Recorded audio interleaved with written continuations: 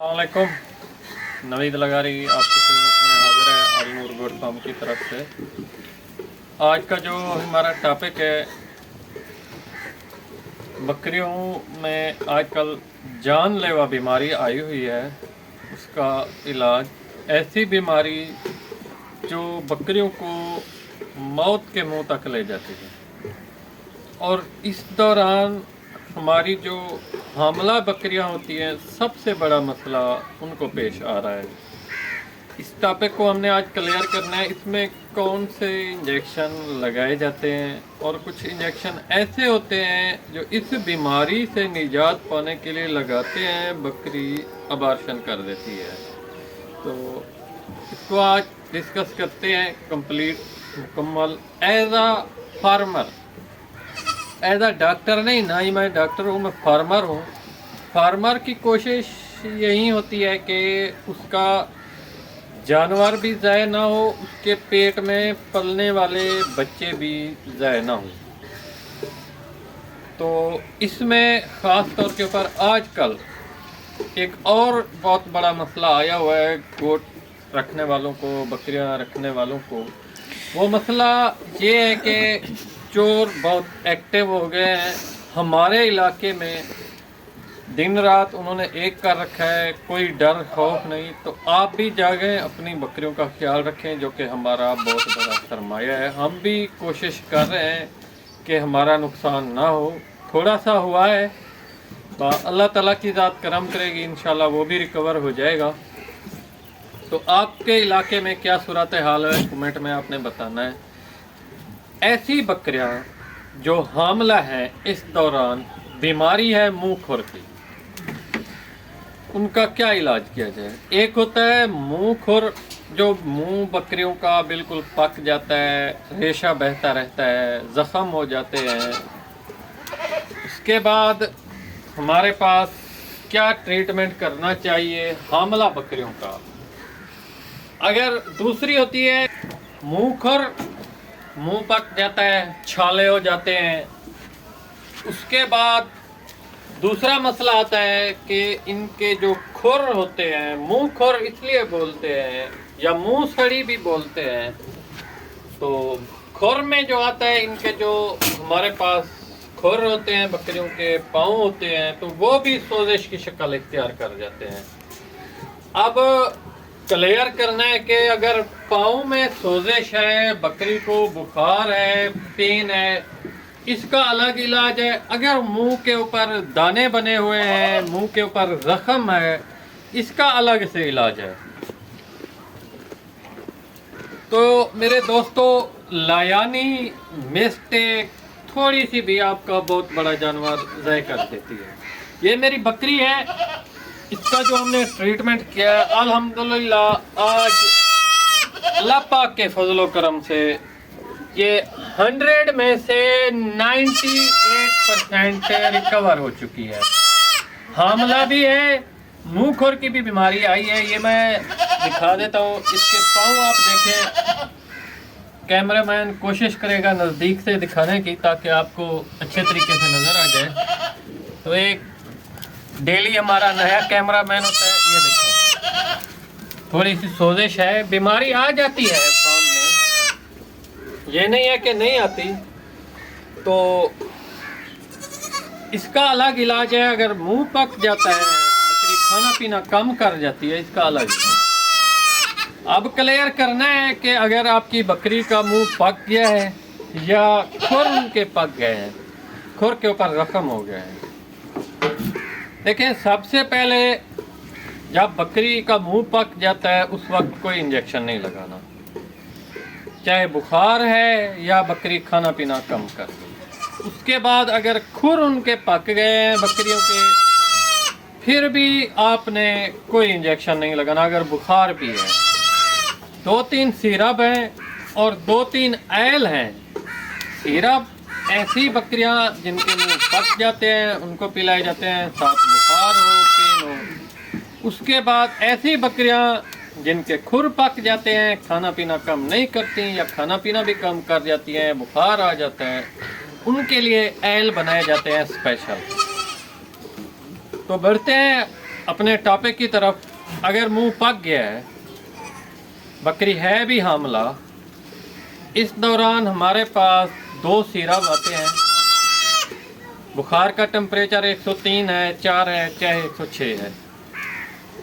तो बहुत से दोस्त फ़ौरन फटकार कर देते हैं, तो बाद में नाराज़ होते हैं। हम अपनी मसरूफियात में होते हैं, मसला दरपेश आया है, तो नाराज़गी माजरत चाहते हैं। 2 सिरप है मुँह खुर की बीमारी के लिए, अगर मुंह पक जाता है जानवर का। ब्रोफीन बुखार के लिए DS, एक होता है ब्रोफीन प्लान, सिंगल भी बोल सकते हैं, वो नहीं, ब्रोफीन DS। दूसरा हमारे पास आता है सेप्ट्रॉन डबल सेप्ट्रॉन सिरप। ये आपने बड़ी बकरी है उसको 3 हिस्से करके पिलाना है। अगर टेडन छोटी बकरी है उसको आपने इसके 4 हिस्से करके पिलाने हैं, दिन में 2 मरतबा, सुबह शाम। और मुंह पका हुआ